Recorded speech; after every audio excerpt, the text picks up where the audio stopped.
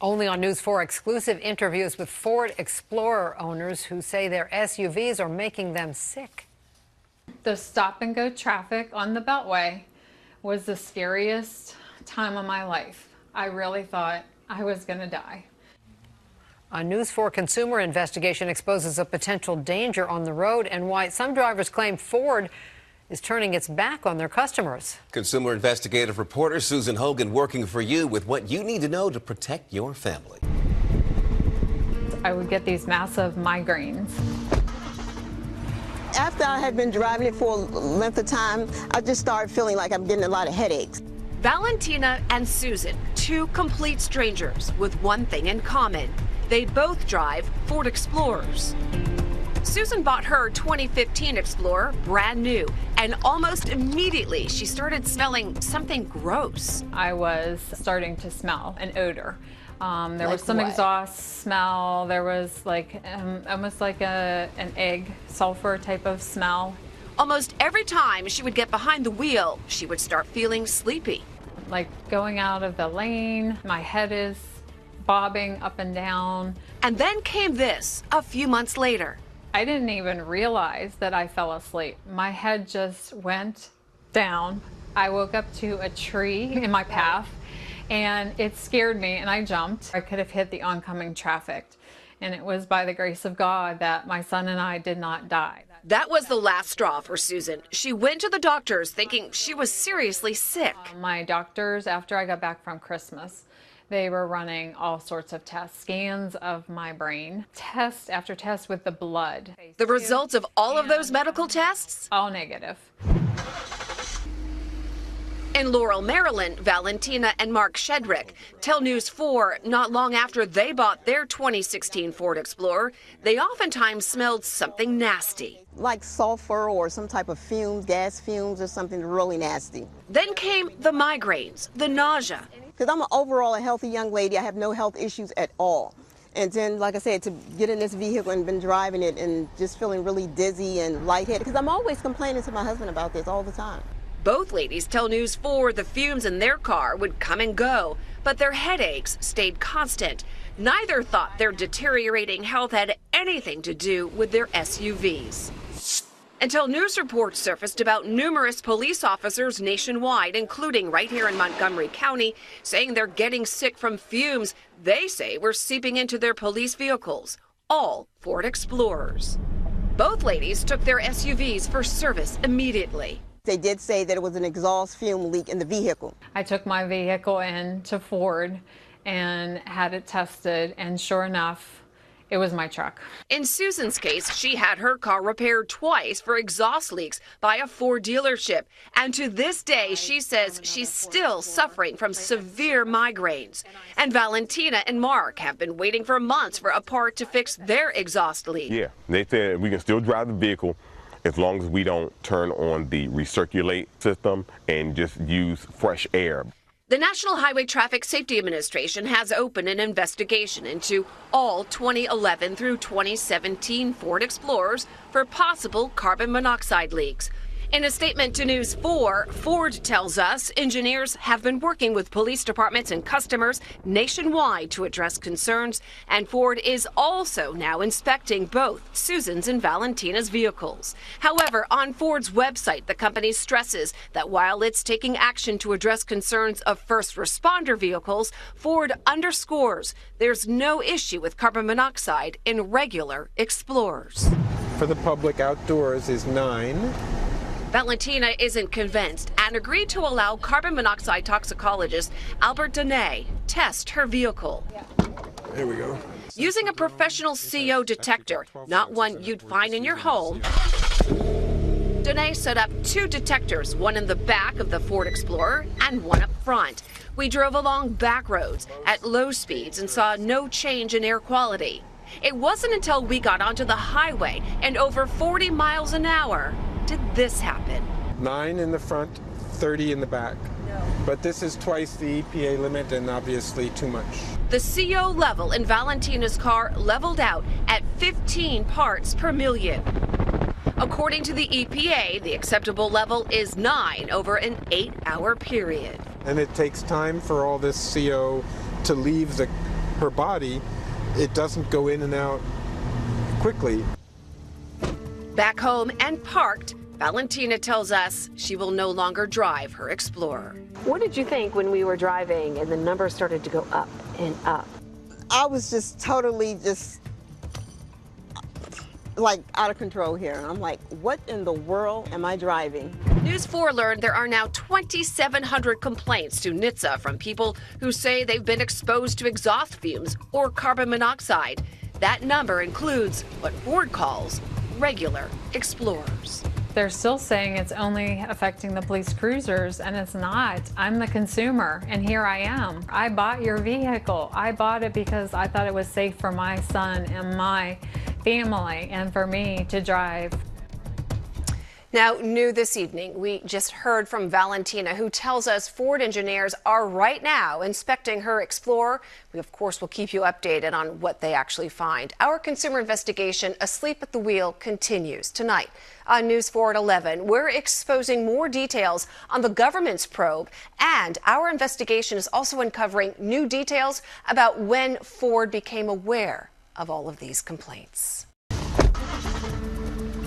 When did they know? It's an answer many safety experts and consumer advocates want to know. There's a few things about this that really disturb me. David Freeman, former head of the National Highway Traffic and Safety Administration and now with Consumers Union, says not only has Ford known about possible exhaust or carbon monoxide leaks for years, but Ford also sent these technical service bulletins to their dealers on how to fix it. That tells me they know something is wrong.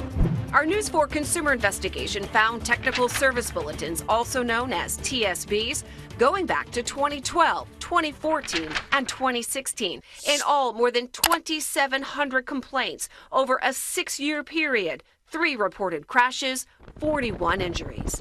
A major new development in a News 4 consumer investigation. Ford is now offering to pay for repairs associated with carbon monoxide leaks in 1.3 million Explorers. Let's get right to consumer reporter Susan Hogan, who has been working for you and out in front of this story for a long time now. Susan?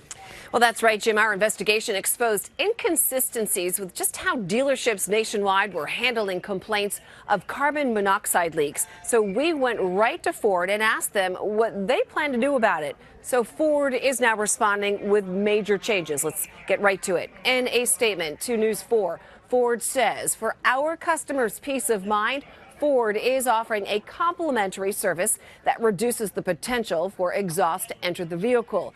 Customers can take their vehicles regardless of mileage or warranty status to a Ford dealer to have this service performed starting November 1st, 2017 through December 31st, 2018. Now, our consumer investigation found levels of carbon monoxide inside the Ford Explorers of 2 local drivers. Ford, though, continues to say its Explorers are safe, and it has not found carbon monoxide levels that exceed what people are exposed to every day. But what we found during our investigation has us asking Ford, how would it know? Mark and Valentina Shedrick are refusing to drive their Ford Explorer. I'm still not convinced that this vehicle is safe for me to drive.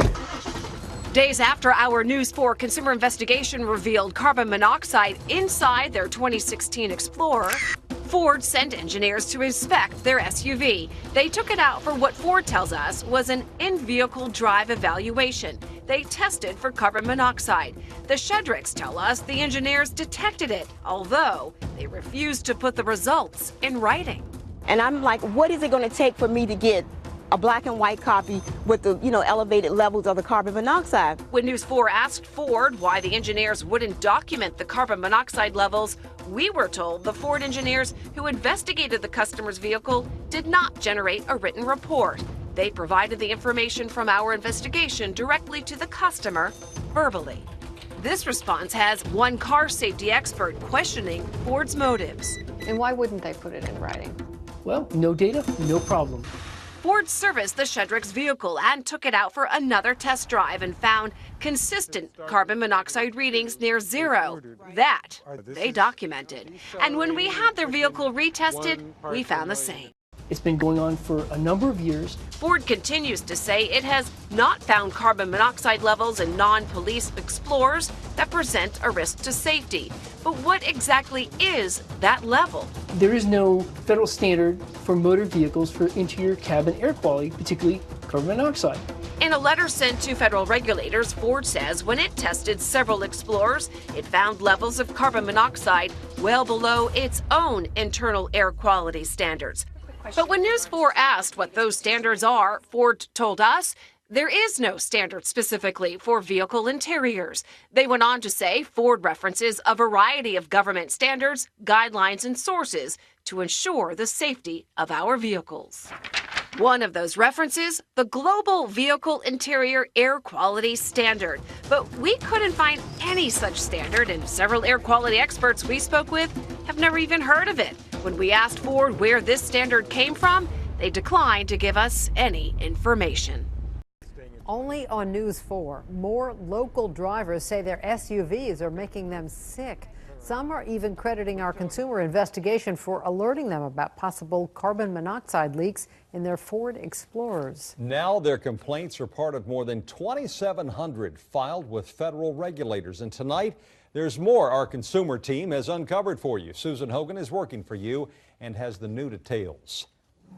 I would be so sleepy, I felt like I was going to fall asleep at the wheel. I felt like my eyes get real watery. News 4 found complaints about exhaust odors dating back to 2011, and Ford has been instructing its dealers on how to fix the leak since 2012. But when James Temple brought his car to a local dealership because he was concerned, he says he was literally told this whole carbon monoxide thing was fake news. I asked the people down there about it, and they tell me all the people just put stuff out on news, trying to get something on the news and stuff like that. So they blamed it on the news? Yeah, and they said nothing wrong with it. They haven't heard anything about that. So I'm at 18 in the back and 20 in the front.